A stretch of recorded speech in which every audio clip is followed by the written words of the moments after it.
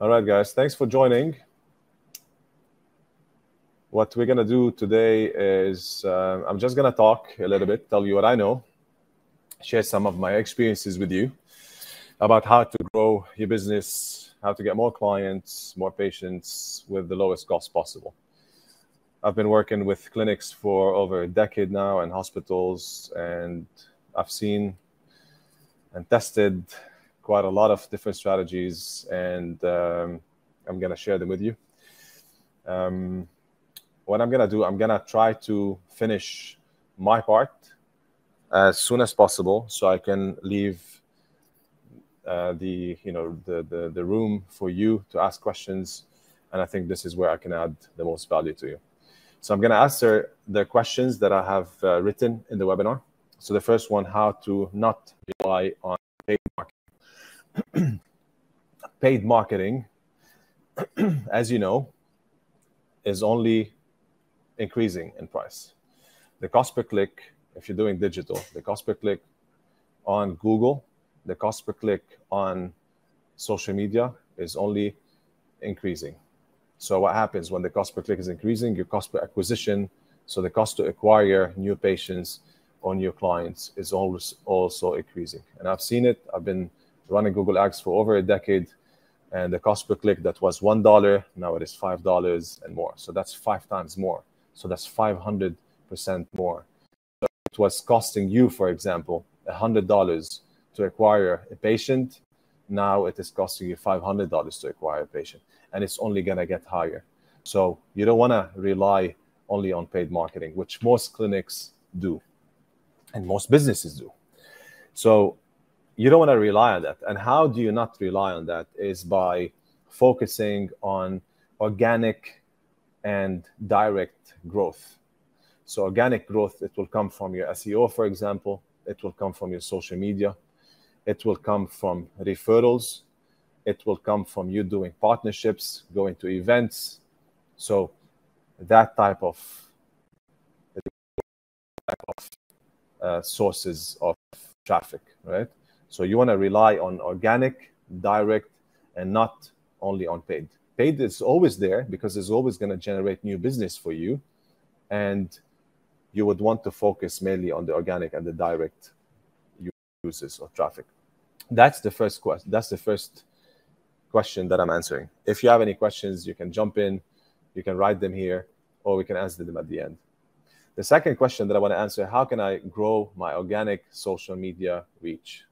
Organic social media reach. I think the most important part of social media is to create great content, not average content. So yes, you could create it with your phone, but it doesn't mean that you create it with a very bad phone, with a very bad camera, doesn't have audio. So if you want to create it with your phone, you can, because there are amazing phones with amazing cameras. You can do it with your phone, but create great quality content that people like, that people share, that people save, and that people come back to consume more of. So great content is the most important part of creating content on social media. The second part is create content as often as possible. People say, but yeah, we're bombarding the users. What if these users get annoyed? You know what? If they get annoyed, they are not the right people. Think about it this way. Today, when you follow people, influencers on Instagram, for example, or on LinkedIn, you see the content day in, day out. Correct? You don't see their content once in a while. So why? Why do they do it? They do it because the algorithm, when you create a lot of content, think about it this way. Today, if you're on LinkedIn and you see on your LinkedIn feed that your connection liked the post. So today, if I see, let's say, content from one of the people that I follow, if I see 5 of his posts, for example, I'm not going to potentially like 5 of his posts. I'm going to like maybe 1 or 2 of his posts. So the other 3, if he's creating only the other 3, which I didn't like, he's not going to appear on my feed. The algorithm is not going to work for him or for her. whether it is on LinkedIn or whether it is on Facebook or Instagram or TikTok or whatever edit platform. So create content on a regular basis. And the people that don't want to consume their content, they're not going to see it anyway, because the algorithm works this way. And the people that want to consume your content, they're happy to consume it. If you're creating the right content, they're happy to consume it. I follow, for example, I'll give you some examples on top of mine. So I follow, for example, Gary Vee. I follow Grant Cardone. I follow Hormozi, and a few other people. And why do I follow them? And I keep following them. I've been following them for years. Why do I do it? Because I, in a way, look up to them. They give me added value content that I like to consume on a regular basis. And sometimes they create stuff that that don't talk to me. So I just skip. It's fine. And at some point, if I don't get value anymore from them, what's going to happen? Or if I don't connect with their content anymore, what's going to happen? I'm going to leave. So create content on a regular basis. If you're on Instagram, create a lot of stories. And you know that. Today, when you go on your stories, when you go on your Instagram, you see the people on top. Only the first few people show up on stories. And if you click on one of them and you consume stories after stories like different people, you're not going to consume for 4 hours the stories. So your story doesn't show. So create stories on a regular basis. Create in the morning, create after 2-3 hours, create after 3 to 3 hours. So create these stories, post these stories on a regular basis. Another one is with how to grow your organic is to collaborate with others. So when you create, let's say for the clinic, when you have, let's say, or when you have, let's say, another doctor, create content and collaborate with these people and add them, let's say, on your Instagram as collaborators. So it shows your content shows on their platform. Collaboration goes a long way and it's not used as much. That's what I do. I collaborate. Like if you see my podcast, I invite people to the podcast. And that's a big one as well for you to start a podcast. If you're a doctor, if you're a dentist, if you're a medical director, imagine what would happen. Imagine the reach and imagine the added value that you could create when you have a podcast. You can invite like top people, specialists, and you can just share and talk a lot about interesting topics. So when I have guests on my podcast, I create the videos and I add them as collaborators. So immediately it shows on their feed. And then what happens in this case? More people see it, more people share it, more people save it, more people follow the podcast. And that is for free. I don't pay for it. So that's one way, another way to grow your organic reach. And another one is tag others. So when you are, for example, I'll give you one example. And the podcast, I interviewed one gentleman. He's the founder of El Grocer. And El Grocer got acquired by Etisalat recently. So in the post, I tagged Etisalat, I tagged Smiles by Etisalat. And what happens automatically? Etisalat gets a notification. Smiles gets a notification. People that are seeing the post, they'll be like, Etisalat, Smiles. It creates more reach, right? So tag people as well. When you talk, for example, so let me give you another example. So let's say you create a post, let's say you're a dentist, and you refer to let's say Harvard, tag Harvard. You refer to another specialist, tag that specialist. So let it organically reach people. And that's the second question that I'm answering. The third one, how can I create a brand and not a business? Well, to answer it first, because sometimes it doesn't work to create a brand, because like if you think about it today, one is like, what do you think? What is this clinic or this hospital that is always on top of mind, that you feel something when you hear its name? So if I go to a dentist, like I cannot think of a dentistry or a hospital that would be like, this hospital is amazing, or this dentistry is amazing, or this clinic is amazing. I feel that when I wear Nike shoes. I feel that when I wear the Diesel jeans. You would feel that when you're carrying your Chanel bag, or when you're wearing your whatever, or when you're driving your Tesla, right? That's a brand. You would feel something when you have these brands or when you think of these brands, but you don't necessarily think or feel that when you think of a clinic or a hospital. So how can you create that in your clinic or your hospital? Can you create that hospital, that environment? People be like, this clinic is amazing, or that hospital is amazing. And if not, how can you create that brand out of a business? Today, that's what we are doing with Igloo. We're making Bassem the face of Igloo. So at some point, and today, people say, I am working with Bassem's agency, right? How can you do it? Can you become the brand? And if not you, can you maybe partner with someone that can be the brand? Can be an influencer, for example, or a known celebrity. Can you partner with them? Give them sweat equity, give them shares in the business. And people will say, yes, I went to the clinic of that celebrity. You don't care. You're going to make more money. You don't care about giving some of your shares away, right? Think about all these brands, all these collaborations. Like today, if you think of Under Armour or the tequila brand of many of the guys now, you'd be like, I'm drinking the tequila of that guy. I'm wearing Under Armour from The Rock, right? Think about that. The fourth question, how can I get the best influencers for my business? Well, I think the answer is you have to reach out to them. And if you do not have, so influencers, we know it's difficult to talk to them, right? Because everybody wants their attention. Everybody's asking for their attention. They get tons of messages every single day. So if you cannot reach out directly through your PR agency, or if you don't want to invest in a PR agency, you don't want to do it yourself, and you cannot reach out to them because you tried, how can you reach out to these influencers? Think of people that can help you. You have to put the work. The thing is, if you don't have money to invest, to hire a PR agency, or to hire a marketing agency to do your work, you have to do the dirty work. And that is dirty work because it requires a lot of time and a lot of effort.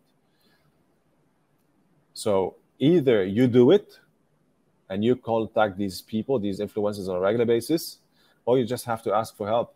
You ask others that can connect you to them, and you have to be on top of it. That's the best way to get the right influencers, right? Because you can get the micro influencers. They just need content. They will do like a small barter with them. That's easy to get. The small influencers, the micro influencers, right? But if you want to start getting the ones with a serious following, you need to do a lot of work for them to come for free, of course.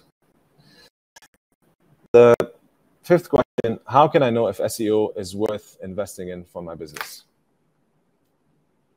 I'm going to share with you my screen, and I'm going to show you the best way.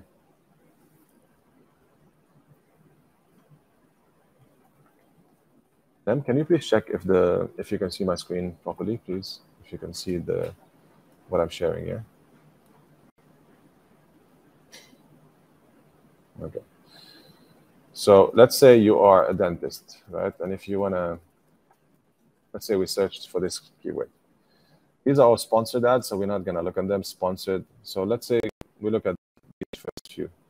So we could open this as a tab. We open this as a tab. If you don't see my screen properly, please let me know. And I can't see if you're writing, so it's good to jump on the call and...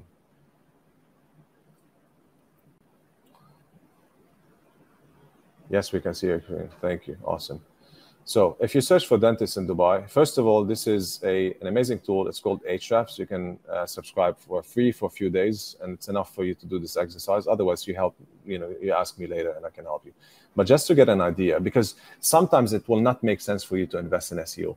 If you have a big competition, large competition, what's the word for it? If you have a competition, it might not make sense for you to invest in SEO. I talk to people, to businesses, to prospects, and they say, yeah, we've been investing in SEO for, let's say, 2-3 years. And I say, how much, like, what are you doing? They say, we're investing $500. And I look at it, I look at their accounts, and they have like few links, few backlinks every single month. It doesn't matter how much content you're going to write. You need a lot of backlinks, or you need a certain amount of backlinks for you to rank, right? If that keyword is not in your name, and that still works, so this is dental clinic, for example, they get already a credit for it, right? They already get some points from the search engines. If you don't have the keyword, so let's say dentist, in your clinic, it's going to be already more difficult. And if your website, the most important, your website has to have a certain authority, which I'm going to show you now. So if you go, for example, here, let's analyze Dr. Joy. If we put it here, let's see why they rank. So first of all, they rank on the homepage, right? Which is already a big thing. Because here, this is again on the homepage, and this is again on the homepage. I'm going to see one that rank. You see this one, they don't rank.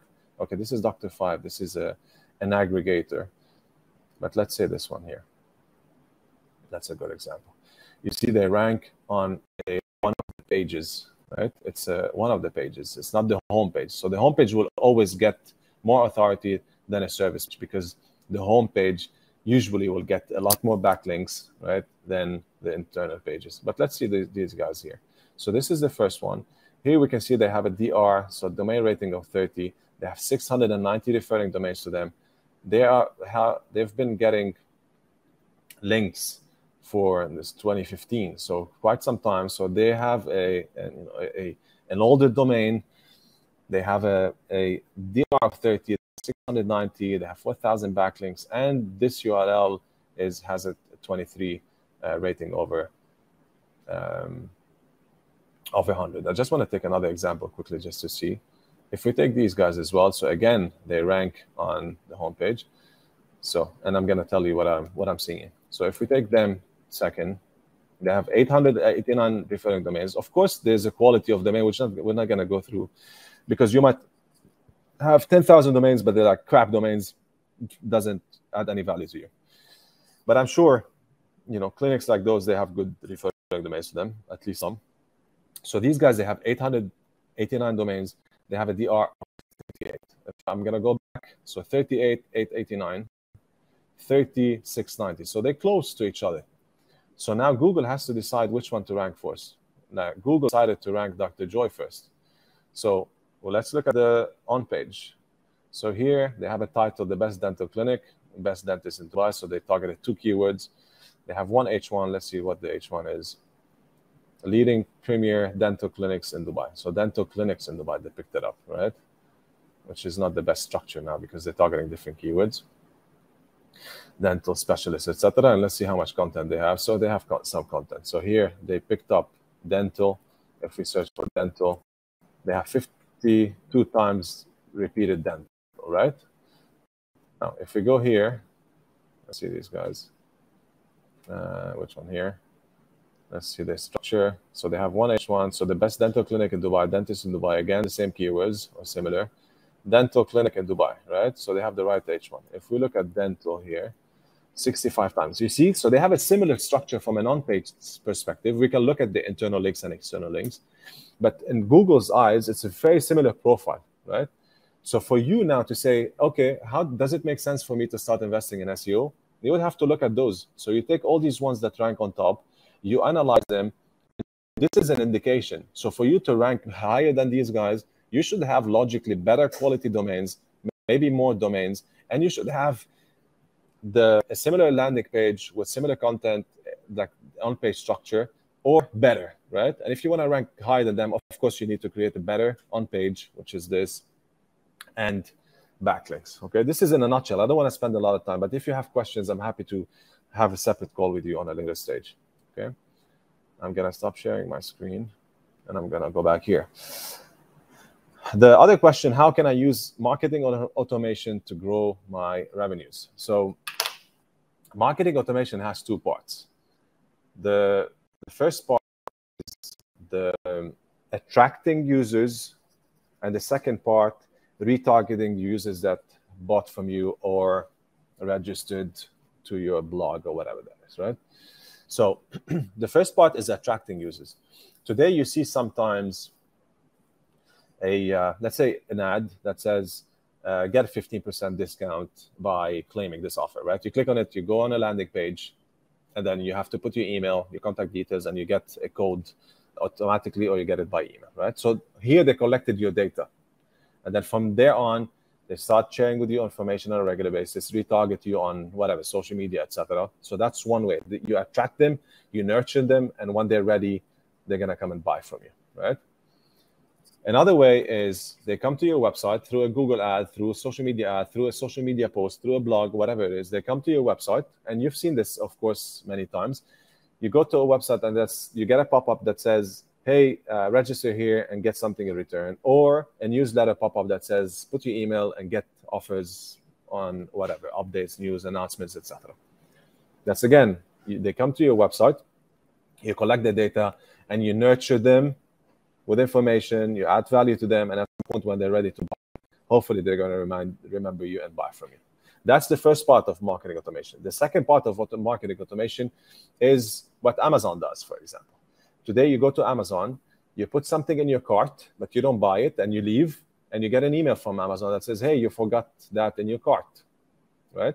Now, if you buy a product from Amazon or from any other website, or from you, for example, as a clinic, I come and use your services, then how do you retarget me? I come to you, you collect my data, and then you can start contacting me on a later stage. You share with me newsletters here in the region here. I don't need to subscribe because law about that protects the users. So you can take my email, and then you can start sending me stuff on a regular basis.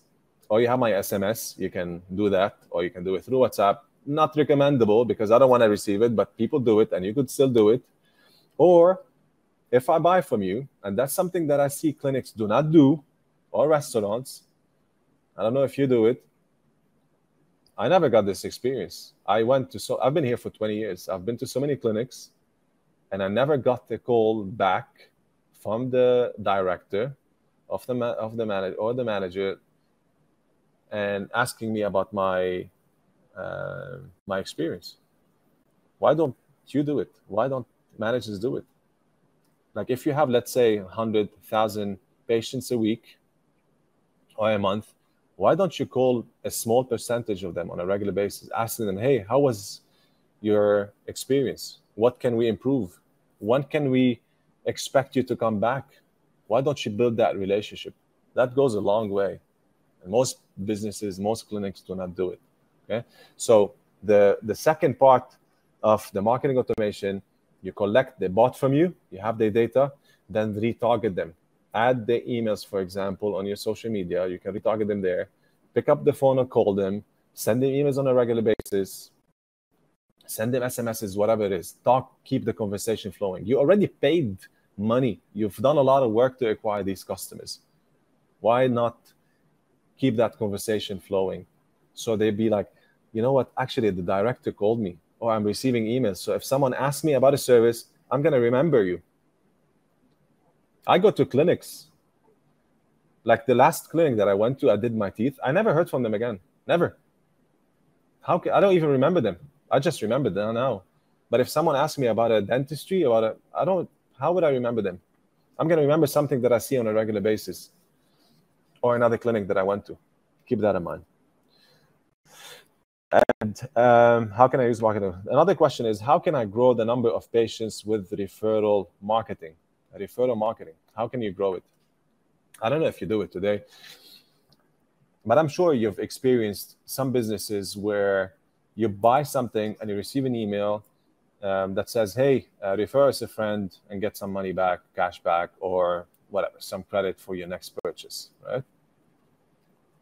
And sometimes you go to a physical shop and they give you a voucher back. Do it in a classy way. Doesn't matter how. I don't know if it applies to you. It might not apply to like a certain brand, right? And because I work with other brands, with certain brands where no way we'll do discounts. Like forget about it. There's no way to do a discount because that's not the image. We're not a discount platform, right? You don't get a discount in Louis Vuitton or Chanel, or you don't get a discount there. But you get a discount in Massimo Dutti and in Zara. Now, that the question you have to answer. Are you okay to give a discount? Are you okay for some patient that comes to you, you give them a nice card, printed card, if you don't want to send them emails, or maybe you can do emails, you give them a nice card. It can go super, super nice, right? That, hey, this is a card. You can share it with your friends, with your connections. You can give you 2, 3 of them, and then they can get something for free, a discount, an added value, whatever it is. You can think about how you want to do it, right? So that's one. Or you can say as well, and hey, this is a discount for your friend, and if your friend comes, we're gonna, give you a 500,000, 2,000, whatever it is, worth of credit in the clinic, and make it in a system, make it something nice, automate it, easy for them to refer you. And think about it in another way today. How much does it cost you to acquire one new customer? Right? We all want more patients. We all want more customers. I want more. I never say no to more business. And if you say more to no business, you would not be on this webinar. So you need more business. You need more patients. How do you get them? You need to pay money to acquire these people. You invest a lot of time, effort, whatever it is. So think, how much is it costing you today to acquire one new patient? And why not asking the people, these are the best people that have the patient, let me rephrase. Why not asking the patients that have had a good experience with you to refer you? These are the best people to refer you because they had a good experience with you. So if it's costing you, for example, $1,000 to acquire one patient, why not giving this $1,000 as a voucher to this one patient that comes and use your service? Here, this is a $1,000 voucher. Go and refer us to a friend of yours. If this friend of yours comes and uses the service, our service, we're going to give you $1,000 back. Today, if you give me business, so let's say today, for me, as today, Igloo, it cost me, let's say, I'm going to throw a number, $5,000 to acquire one customer. Give me a piece of business, I'm going to give you $5,000, right? And if you worked with me and you experienced my services and the quality of work, you are the best person to go and refer me more clients because you want to go and help others. And you know that your name is protected. You're going to refer to Bassem, who's done amazing work for you. So think about that. Another question, how can I get the lowest PR cost? How can I get the lowest PR cost? So PR, you either hire a PR agency or you do it yourself. So how do you get the lowest PR cost? Do it yourself. And it works. I do it myself. We here do it. We don't hire a PR agency. We're not a PR agency. We refer our clients to PR agencies, but we're not a PR agency. So I identified what's important to me today as a business in terms of PR. So I know that it's important for me to be in magazines, top magazines. It's important for me to speak at conferences, universities, summits, etc. It's important for me to be on TV and radio and so forth. And the list goes on. So I'm doing it myself because I don't want to, like for me, if I want to work with a PR agency, the ones that we work with, it's going to cost me, I don't know, 20K, 20,000 dirhams, 15,000 agencies that do it for 10,000, depending on the scope. But I'm not going to pay 15,000 dirhams a month, a retainer, to do that. So we're doing it in-house. We are reaching out to magazines. We're telling them, hey, we are experts in the field. Look at our social media. These are the clients we work with. We're happy to do collaboration for you, guest collaboration. We'll write for you for free. I just wrote an article for Entrepreneur Magazine. You could see it on my LinkedIn. We just wrote a second article now for Campaign Middle East. These are top magazines. It's going to go live soon. I spoke at universities because we said, hey, we're looking for it. I spoke at conferences because we said we're looking for it. So we're doing it ourselves. But you have to do it. And the thing is, it's hard work because all the clinics want to write for magazines and newspapers for free. And all the clinics want to be on radio and TV. So that takes a lot of work. So good to have someone to do it for you. And I always recommend that to clinics. You need to have a marketing person in the clinic. Yes, you work with agencies like us. We work with a lot of clinics, but you need someone there. Could be someone junior, fresh grad, smart, switch on, that help you with doing the work that you should pay agencies to do, or you're not gonna do it yourself. So have someone to do it. Have always someone to do the marketing for you. And the last question: how to create the highest converting landing pages. I'm gonna share with you my screen. Can you? Let's do one thing, and then I'll leave it for you for questions. Can you send me one of your websites? One of you can send one of your websites here in the chat so we can analyze it quickly. And I'll tell you what's good, what's not good about it. And that's an added value. So you can, who's going to do it?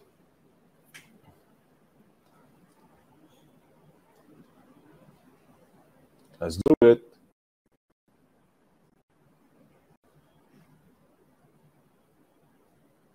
You can just share your website URL in the chat here. I hope you can still hear me.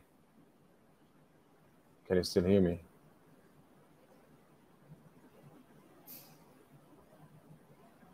Can you give me a sign that you can still hear me?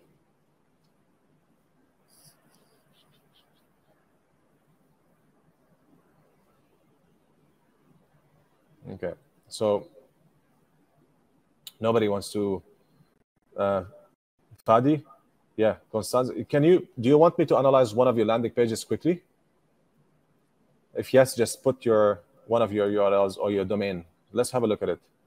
Don't be shy, man. It's good feedback. You're gonna get a lot of value from it, and it's a good example for everybody. One of you. Who's gonna do it? Come on, come on, come on, come on. Batul, Pierre, Costanza, Fadi, Ramiz, anybody? All right, you know what? I'm gonna take one example then myself. Okay. So, end webinar, share screen. So I'm gonna show you entire screen. Lam, can you mute yourself, man, please? Thanks. So let's say, again, let's go to dentist in Dubai. And let's take these ones.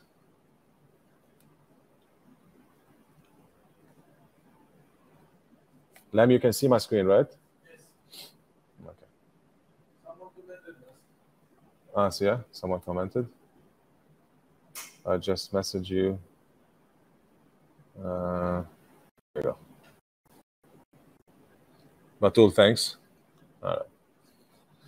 So, Bushra Specialist Medical Center. Let's go to one of the, here you go. So we're looking at dental. Okay. So let's analyze this quickly. First of all, we're going to go here and see if it's responsive. It is responsive. Okay. It's important to know, first of all, from where your traffic is coming. Mainly for clinic, is going to come from mobile. You can see that on your analytics. Let's do this. First of all, here, dental. I can see there's only one page for dental. Is that the right thing? I don't know. Maybe not. Let's see these guys, what they do. Joy. I choose us, our patient services. Okay, here you go. So that makes sense, right? They split it.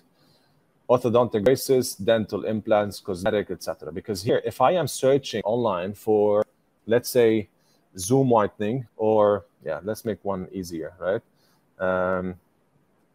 Teeth cleaning. If I'm looking for teeth cleaning clinics in Dubai, I would want to land on a page that talks to me directly, and not me landing on a page like this. Let me roll this. On a page like this, where I have to figure out, you see, these are not clickable even, where I have to figure out where's cleaning, right? These are not clickable.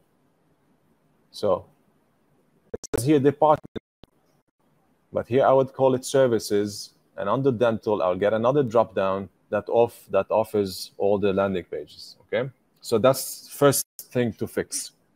Now, Dental, you're not getting any SEO value from it because nobody's searching for dental. So if you want to call it, you would call it, for example, dental clinic in Dubai as an example, right? Let's see what these guys have done. You see, teeth cleaning in Dubai. Doesn't look so good, but you know what? It works for SEO.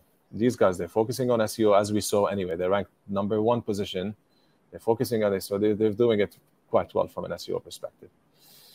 So let's say I land here, and if I'm looking for, I'm gonna look for the teeth cleaning. Okay, so I land general dentist. I see like the profile of a lady, first of all, of a dentist, another dentist, another dentist, and I leave. I'm gonna bounce. I'm gonna leave because it didn't answer any of my questions, right? So on a landing page, you have to answer, if not all, most of the questions users have. Because I land, I'll be like, okay, answered. I like what I see, I'm gonna talk to them. Or answered. I don't like what I'm seeing, and I leave. Here, I didn't get any value. I didn't get, maybe the only answer that I got is who are the dentists, right? That's the only thing that I got. Let's see here what they answered, what questions they answered. So first of all, okay, some information, more than just teeth cleaning. Bam, look at this. This is good. People like this stuff. This is amazing. This is amazing. People watch this. It explained a little bit what she does, the experience, etc. EMS airflow cleaning system, luxury spa cleaning. EMS airflow cleaning system. So here it's explaining what they do, what they use. What is this cleaning system? I can read about it. It answers some question. What is suitable candidate for airflow treatment? Perfect. More answers. Benefit of EMS airflow system. Okay. Check out what our patients say. Testimonials. So it answered testimonials and Google reviews. It answered more questions. Book an appointment. Frequently asked questions. It answered, will I need an x-ray? What is the difference? Our dentist, it answered more questions for me. And then the location, right? So imagine here the difference between this landing page and this landing page. Here, it answered maybe one question. Here, it answered 5-6 questions of mine, right? So with this landing page, I'm definitely going to convert more as a user than the other landing page. What they've also done right is they added a lot of call to actions. So they're asking people to convert. You see the color of this, it's in my face. Book now. Book your consultation. It's very prominent. I consume a bit. Let's see if they've done more benefits. So here, what I would do if I were them, I'll add more call to actions, because here, if I read this, it's going to take me 2 minutes. Add another call to action. Book a free consultation. View all. Book now. So they've done it. And then at the end, a form to make an appointment to see the clinics, right? So the call to actions are there. The information, they answer all the question. We can analyze it. So I'm gonna name them for you. So first of all, answer all the questions. Make your website fast. It's extremely important to make it fast. And sometimes you have to optimize the images. They're not like super sharp, but you know what? Even the business does it. The images are not super sharp, but they focus on the user experience from a speed perspective, right? The mobile version is always going to be slower. So focus on the speed. Focus on the user experience. Many websites today, they focus on designing the nicest website, focusing on getting the newest template, but the user experience is not good, right? So focus on the user experience is more important than the user interface, the design. Design is, of course, great, but focus on the experience, right? This is what we experience when we land on landing pages. And then the call to actions, and the last, the trust factors. I land here, and I'd be like, how can I trust these guys? Dr. Joy, I don't know who Dr. Joy is. How can I trust it? So I'm looking for some testimonials from some Google reviews. Maybe they're featured in top magazines, etc. I don't see them here featured. Like there's not a banner that says featured in, right? But sometimes you see a banner that says featured in Khalid Times, CNN, whatever it is. This is a great way as well to add more trust. But here, they already added trust to me. I can go on Google actually and I check if it's good or not, right? And there are some testimonials. Look how many testimonials I've put. So it is genuine. It is legit. It made me feel better. I trust it. Now I'm going to contact them to know the prices, right? If this is a question that I didn't answer, or if I have some more questions, I'm going to call them. If I land here, you know, they answered one of my questions and I'm going to bounce off, right? That's what it is. So this is it. So these are all the questions that I answered. We're at 10:40, so we have a lot of time to answer if you have any. And if not, let's continue the day, and let me know if you have, if you have any more questions that you want to discuss privately with me. Happy to add value to you, happy to schedule calls with you. So do you have any questions? If yes, jump in and ask them. Okay, so Fadi, you asked me here a question. Can you give an example for a physiotherapist clinic in Dubai? Right, so let's do it.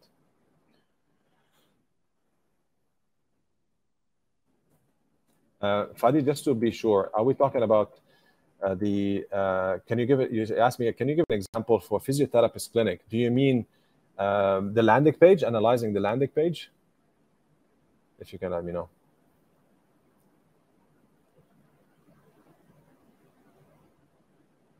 Yes, please. Okay, so here you go. I'm going to share my screen. Guys, if you have any other questions, please put them in the chat. Thanks. And I'll answer them. All right. Can you see my screen? Yes, you can. Okay, so here you go. If we search for physiotherapy clinic in Dubai, right? That's a term that people will search for. Let's see who ranks on top. So these guys, they rank because, of course, there's the name in there. You see, in their URL. So that gives already credit. Believe it or not, it still works. Dr. Rami Hamid, let's see why he ranks. Doctify, that's irrelevant because that's a listing platform. Physio Center. I want to see the one that don't have name, the term in them. So let's analyze these ones quickly. So here you go. Why do they rank organically? I'm not going to actually go on the SEO part, but let's see from a landing page perspective. So first thing to remember, Fadi and everybody else, is this landing page answering as many questions as possible? Now, I get sometimes clients that tell me, but yeah, we don't want to add a lot of information on the landing page. If they want to know who we are, they can go to the menu and click on who we are. Or if they want to see our doctors, for example, they go on the doctor section. But you know what? We as users, we hate websites because every website we go to is completely different. That's why we like Amazon or Dubizzle, right? Because it's always the same experience. So we do not like websites. We like to leave websites immediately if they don't offer the information. So when I land on a website, a clinic website, I don't want to go and figure out where the doctors are or about the clinic or whatever other information. I want to have everything in one landing page. Less clicks, right? That's the objective, less clicks. So answer all the questions. So here, let's see if they answer all the questions. So first, physiotherapy family clinic. We care about you. Evidence-based, okay, that's what else doesn't offer me any information yet, any value. Our services, so I wonder why this is here. Because it ranked me on the main. So physiotherapy, that's interesting. They will rank on the homepage. So here you go, physiotherapy. So some information for SEO probably. So it showed me already who they are a little bit. Conditions treated by our physiotherapists include It already answered some questions. We have a team of experience of highly qualified. Okay, good. Manual rehabilitation and assessment. Manual therapy include joint, clinical. Okay, some more information.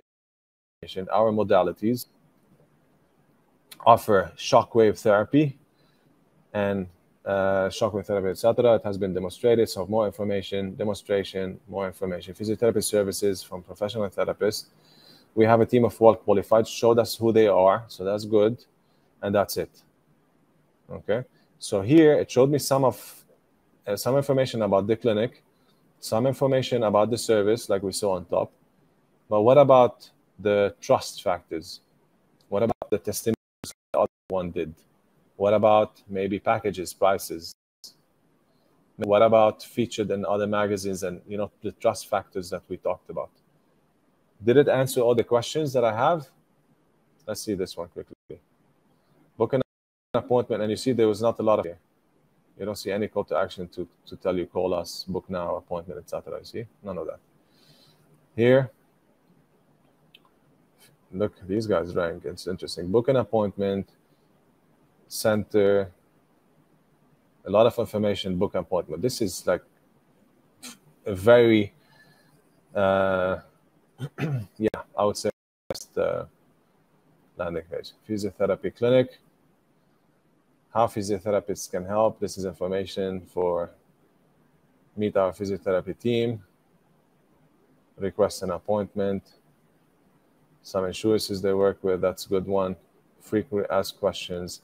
And then again, add testimonials, add featured, and answer more call to actions, and then you're good to go. That's it. I hope I answered some of your questions, Fadi. Batul, you say I cannot hear you. I think it's for connection. I can see. Okay, good. So, what are the questions you guys have? Pleasure, Fadi. If you have any questions, let me know. If not, it was a pleasure. 10, 9, 8, 7, 6, 5. Thank you, Costanza. 3, 2, 1. Charlotte, thanks a lot. Pleasure. Thank you, guys. Always here. You know where to find me.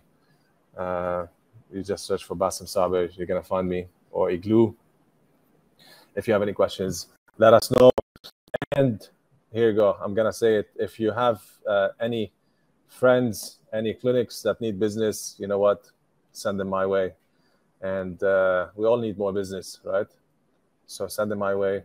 And in terms of referral, we give, I'm happy to share the revenues with you. Always ask, right? Always ask. So keep that in mind. All right, guys. Thank you so much. And have a great day and a great weekend.